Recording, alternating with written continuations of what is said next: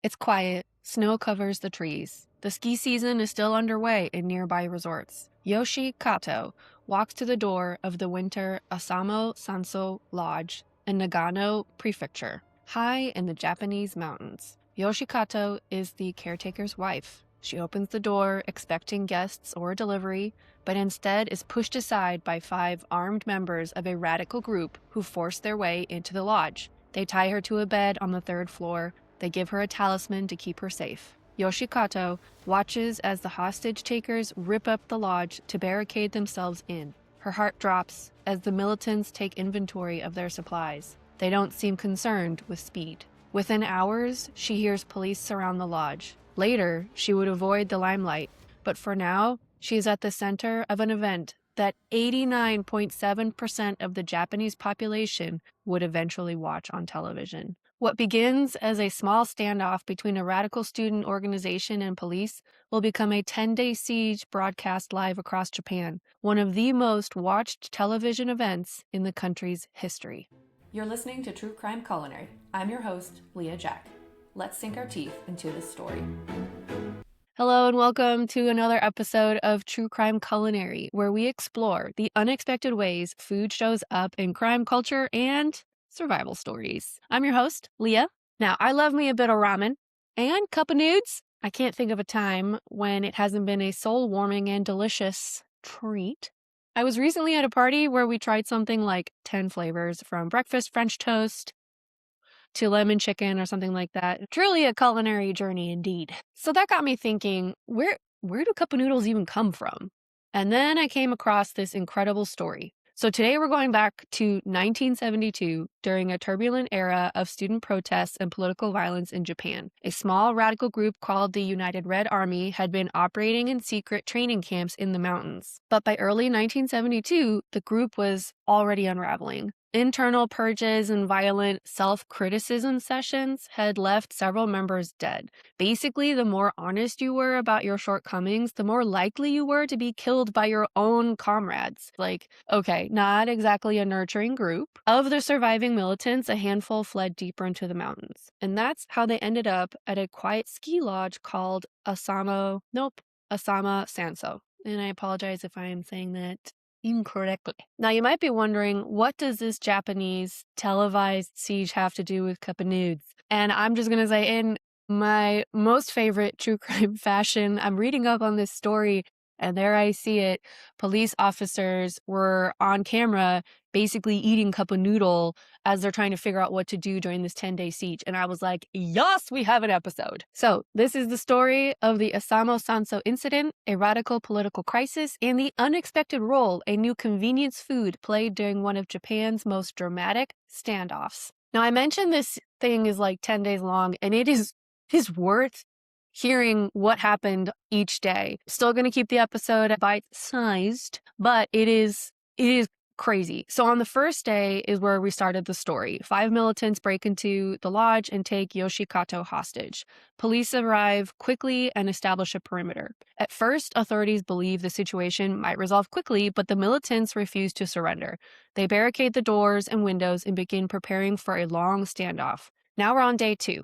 Police learn something disturbing. The militants are armed not only with rifles, but also handmade explosives and hundreds of rounds of ammunition. Negotiators attempt to speak with them through loudspeakers, but the militants demand safe passage, and basically authorities refuse. So inside the lodge, the militants reinforce their barricades and prepare for a long siege. On day 3, the siege begins attracting national attention.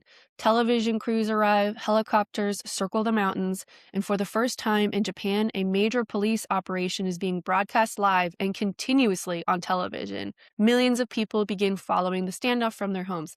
I want to say in the first 3 days, I also read that there was some guy from like a nearby snack station who tried to take a snack and like get through the police barricade. He actually tried 2 different times, and it almost seemed like he was trying to kind of like make a relationship with the hostage takers, and he tried to put a bento box into the building and unfortunately was shot and killed. So that was the first person to die. On day 4, police attempt a new strategy. They bring the parents of some of the militants. Unfortunately, some of those parents didn't even know that from a previous purging, so when they were doing that kind of like radical self-criticism, a bunch of people had been killed.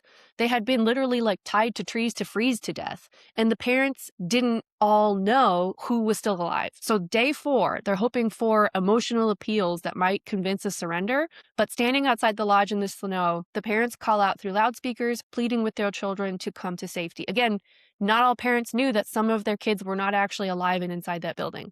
But the militants refused to respond. The emotional appeal fails. Now we're on day 5. Investigators reveal shocking news about the group. This is when they start to figure out that members of the United Red Army had recently killed several of their own comrades doing brutal internal purges. As I mentioned, this was a self-criticism piece. As the details emerge, the public begins to realize the hostage takers are not just radicals, but incredibly unstable. Sidebar, I read that the leader, I forgot what her name is, but she basically like thrived on violence and got into like a manic state anytime she talked about politics. Now we're on day 6. The siege grows larger. More than 1,000 people, more than 1,000 police officers are now stationed around the lodge. Temperatures are dropping below freezing. Officers wait for hours in the snow while television cameras continue broadcasting the scene. Police are also cutting off utilities to the lodge, including electricity and heat, hoping the cold will pressure the militants into surrendering.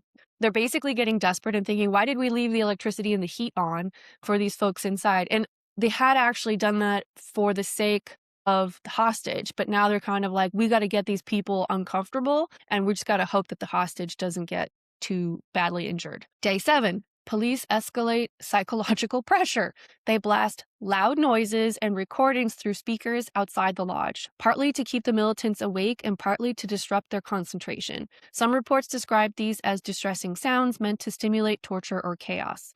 The tactic is meant to wear down the hostage takers psychologically. Basically, if you can't sleep, you can't think straight, you kind of lose your shit, and you might be more willing to talk to somebody. Unfortunately, inside the lodge, the militants still refuse to surrender. Now we're on day 8. Police increase physical pressure on the building itself. They use fire hoses to spray water onto the lodge's exterior walls. In the freezing temperatures, the water turns to ice, coating the structure and making movement difficult. A militant briefly appears in a window holding a rifle. Police prepare for possible gunfire, but the gunman disappears back inside.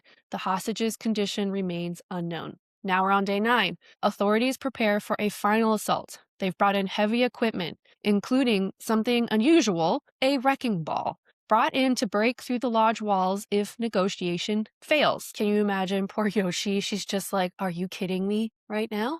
A wrecking ball? Police also position ladders, shields, and additional officers for the operation. Across Japan, viewers watching the live broadcast realize the siege is approaching its final stage. And now, finally, day 10, the assault begins. Police swing the wrecking ball into the lodge walls. Gunfire erupts. The battle lasts several hours. I read multiple police got shot in the face. One of them, I think, actually survives getting shot in the face, but this is no joke. Finally, officers storm the building and rescue Yoshi Kato. The militants are arrested. After 10 days, the siege is over. Whew. Okay, that was intense. Now we got to go back to Cup Noodles. To understand why cup noodles mattered, we need to take a step back.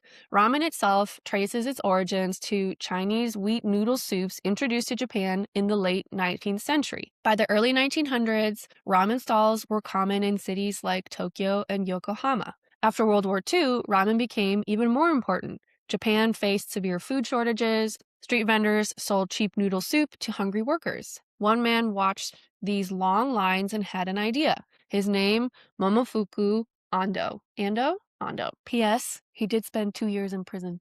I think it was for taxes or something. In 1958, Ando invented the world's first instant ramen product. His innovation was simple but revolutionary. He cooked noodles, seasoned them, and then flash fried them in oil to remove moisture, an idea reportedly inspired by watching his wife fry food at home. We love women. This flash frying, This flash frying allowed the noodles to be stored for months and rehydrated instantly with hot water. The product was called chicken ramen. I believe they originally spelled it Chikin ramen, but Ando wanted something even more convenient. So in 1971, he introduced cup noodles. The noodles came inside a foam cup. Apparently, even the cup itself helped keep, like the shape, helps keep the noodles submerged. All you needed to do was add hot water. The design solved several engineering problems. The cup insulated the heat, the noodles stayed submerged, and the container doubled as a bowl. Voila! The product was designed by busy workers and students. But during the Asama-Sansō siege, the entire country suddenly saw exactly how useful it could be. A hot meal in a cold place, prepared in minutes. Sales of cup noodles increased significantly in the months that followed. Quickly, they spread beyond Japan and eventually around the world. This story, I have to say, this might be one of my favorite stories. This is just nuts. Now we know why cup noodles were even available on the scene. I think they had only been introduced like the year before the siege. They get televised to basically the entire nation because everybody's watching this crazy siege. And then people are like, cup noodle?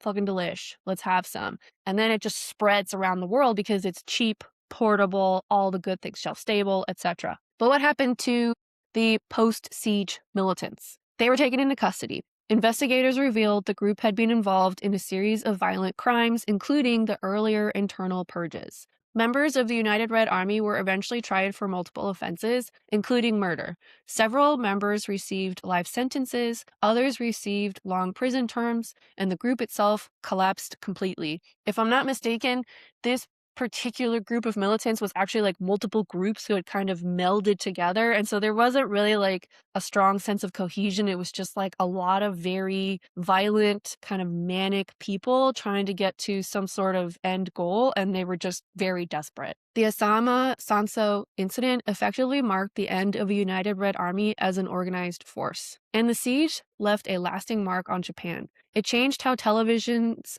covered major events. If I'm not mistaken, this siege was the longest aired. It was something like 11 straight hours that they showed this on like day 10. And it exposed the dangers of radical political movements. It remains one of the most dramatic police operations in the country's modern history. But it also left behind a strange cultural image. I mean, police officers standing in the snow, holding steaming cups of noodles. For me, I can't believe I didn't know about this crazy story before about cup noodles. I always thought just about kind of seeing the plastic wrapped or, like styrofoam cups in the grocery store, and I associated it with fast meals and any easy dinners, dropping an egg in it to make it more healthy. The high sodium, satisfying, delicious, the perfect meal after a long run or an overnight endurance race.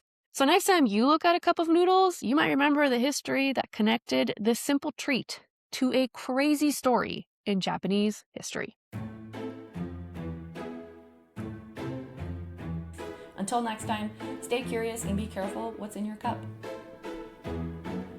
Check out our show notes for sources, hit that subscribe button, rate and review the podcast anywhere you listen.